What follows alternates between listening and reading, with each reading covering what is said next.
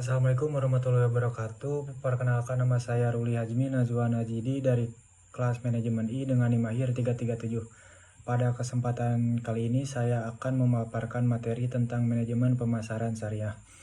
Untuk mempersingkat waktu, langsung saja kita ke materinya. Yang pertama ada pengertian manajemen pemasaran syariah. Manajemen pemasaran dalam bisnis syariah adalah proses merencanakan, melaksanakan, dan mengevaluasi aktivitas pemasaran yang berlandaskan prinsip-prinsip syariah Islam.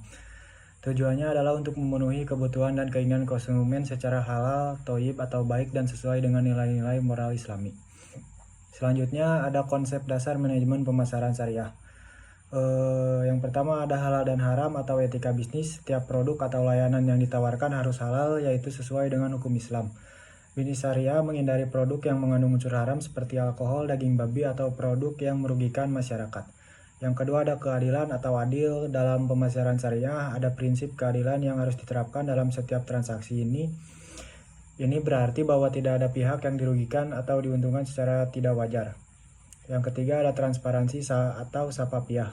Manajemen pemasaran syariah harus menjamin keterbukaan informasi antara penjual dan pembeli, baik mengenai kualitas produk, harga, maupun syarat dan ketentuan transaksi.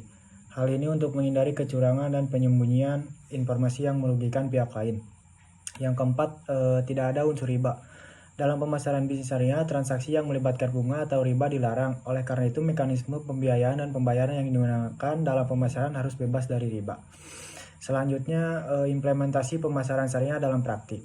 Yang pertama ada riset pasar untuk memahami kebutuhan dan keinginan konsumen. Riset pasar yang sesuai dengan syariah sangat penting. Ini dapat dilakukan dengan cara yang etis tanpa menyesatkan konsumen.